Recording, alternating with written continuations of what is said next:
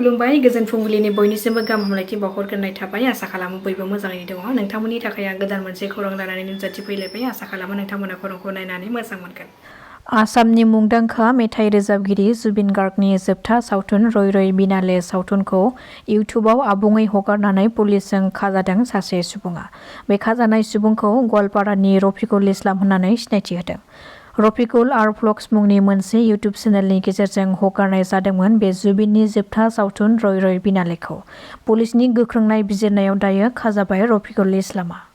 आसामनि गिबि मन्थ्रि डक्टर हिमन्त बिश्व शर्मा बिथाङा मैया गुवाहाटी सोहोराव 17,583 आइजोफोरनो लाखपति बायद' आसनिनि गेजेरजों 10,000 रांनि चेक राननानै होदों। बेनि अनगायैबो रायजोआव गासै 40 लाख आइजोफोरनो बे लाखपति आसनिखौ होनो थाखायबो खोथा होदों गिबि मन्थ्रिया। गुवाहाटी खानापारा गेलेग्रा फोथाराव मोनसे गेदेर हाबाफारिनि गेजेरजों गिबि मन्थ्रिजों लोगोसे बिजेपिनि गुबुन गुबुन बिफानाव थानाय मन्थ्रिफोरखौबो बे हाबाफारियाव बाहागो लानायखौ नुनो मोननाय जादों। बालाजान तिनिआलिनिफ्राय कालीपुखुरी जानानै बासुगाव थांनाय लामानि टेन्डारखौ बिटिसि सोरखारा केन्सेल खालामनायखौ लानानै दुंहाव थासारि सोमजिदों।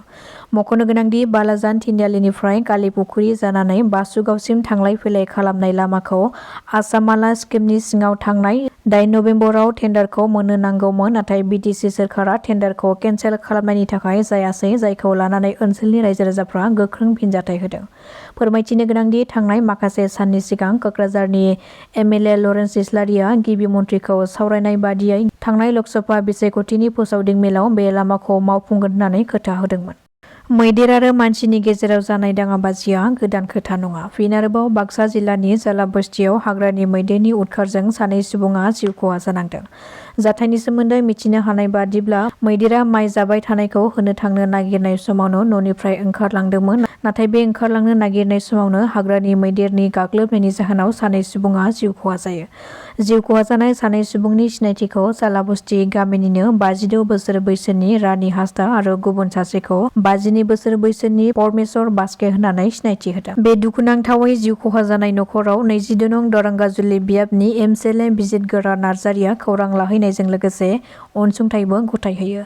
बेजों लोगोसेनो हाग्रानि मैदेरजों जिउ खहा जायोब्ला सोरखारनिफ्राय 4 लाख रां मोननो गोनां रांनि अनसुंथाइखौ थाबैनो मोननो हानाय राहाखौ खालामनानै होगोन होननानैबो बुंथियो एमसेले बिजितगोरा नार्जारिया।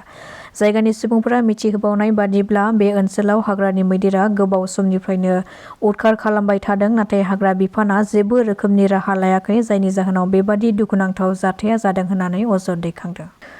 बावैसो सान सिगां दिल्लीनि लालकिलानि मेट्र' स्टेशननि 1 नं गेटनि साखाथियाव गिख्रंथाव बमा बेफ्रुनाय जाथाय जानानै थांदोंमोन। बे बमा बेफ्रुहोनायनि जाहोनाव गोबां सुबुंफोरनि जिउ खहा आरो माखासेया गोब्राबैनो जोखोम जादोंमोन। बे जाथायनि सायाव गोख्रों नायबिजिरनायनि गेजेरजों पुलिसआ बे जाथायजों सोमोन्दो थानाय उदखारिखौ हमदों। जैश महम्मद डक्टर मदिउल्ला बेजों लोगोसेनो गासै 4 बे जाथायजों सोमोन्दो थानायखौ हमदों पुलिसआ। बिसोरनिफ्राय सिग्रोमनानै पुलिसआ Aadhaar card, data bank, driving licence आरो गोबां फोरमान गोनां मुवा बेसादफोरखौबो बोखांनो हायो जम्मु काश्मीर पुलिसआ। सुलुंनिफ्राय मिथिनो हानाय बादिब्ला बे उदखारिनि हानजाया थांनाय दिवाली समाव गोबां सुबुंफोरनि थुबुर जानाय जायगाखौ टार्गेट खालामनानै बमा बेफ्रुहोनायनि सोलो बाहायबाय थादोंमोन। बेनि अनगायैबो 26 जानुवारिनि रिपाब्लिक डेखौ टार्गेट खालामनानैबो लालकिल्लाखौ बेफ्रुहोनो सोलो बाहायदोंमोन उदखारि जैश महम्मद डक्टर मदिउल्लाया। बे खेबाव पुलिसआ आइजो ड्राग्स फालांगिरिखौ हमदों। बशिष्ट पुलिसआ गोख्रों सिग्रोमनायनि गेजेरजों सासे आइजोनिफ्राय 22 ग्राम हेर'इन बोखांनो हानायजों लोगोसे गंथाम खावनाय मबाइल फन आरो नोगोद 13,000 रांखौ बोखांनो हादों। बे खाजानाय आइजोखौ बशिष्ट पुलिसआ मेघालयनिफ्राय हमनो हायो। बेजों लोगोसेनो आइजोनि सिनायथिखौ बसन्ती बसुमतारी उर्फे बर' आरो बियो मेघालयनिफ्राय ड्राग्स लाबोनानै खानापारायाव गोबाव समनिफ्रायनो ड्राग्सनि फालांगि खालामबाय थादोंमोन होननानै सुलुंनि गेजेरजों फोरमायदों। 2026 मायथाइनि बिधान सभा बिसायख'थिया जानायनि सिगांनो फिन बिजेपि दोलोनि गेदेर खहा। मिथिनो हानाय बादिब्ला उदालगुरि जिल्ला बिजेपिनि आफादगिरि बिबानाव थानाय सुनिल कुमार बसुमतारी बिथाङा बिजेपि दोलोनिफ्राय ओंखारबाय। नाथाय बिथाङा दोलोनिफ्राय ओंखारनानै बबे राजखान्थि दोलोआव जयेन जागोन बेखौ खौरां मोननाय जायाखै। UPPL इलेक्सनाव जेनखांनायनि उनावहाय मा खालामगोन मा मागोन जादों गावसिनि पार्टिखौ हमथानायनि सारभाइभ खालामनायनि थाखाय बिथांमोना जुजिनो गोनां जादों।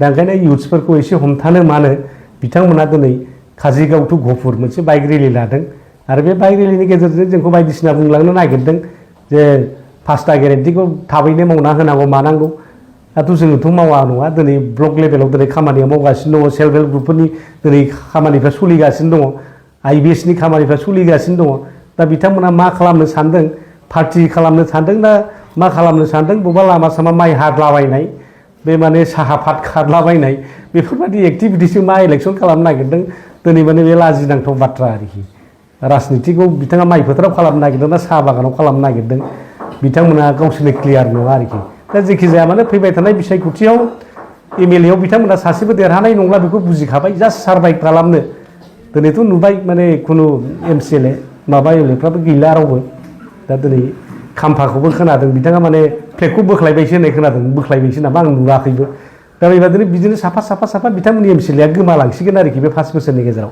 आरो UPPL होननाय जिनिस थानाय नंला बेबादि मोनसे परिबेसा जाबाय आरो मालाय दा बिथांमोना जेखि बुङा मानो जा जोंनि खामानिखौ जों मावगोन जों 5 गेरेन्टिसनि खोथा मावगोन आरो मेनिफेस्ट'आव जेसेबां होदों बेफोरखौ जोङो जेरैखिजाया मावफुंनाय सेस्टाखौ खालामगोन दा बे